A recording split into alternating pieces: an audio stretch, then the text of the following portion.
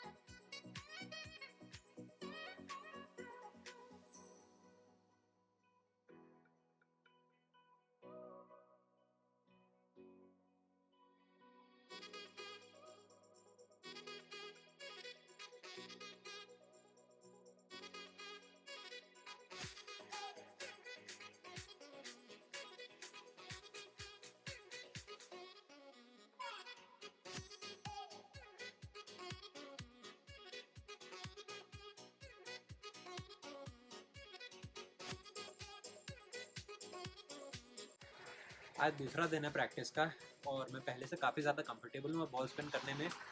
But जैसे ही ball की speed कम होती है तब हमें बॉल को ऐसे दूसरे हाथ से पुश करना होता है, लेकिन पुश करते ही बॉल गिर जाती है मेरे से। So let's get back to practice.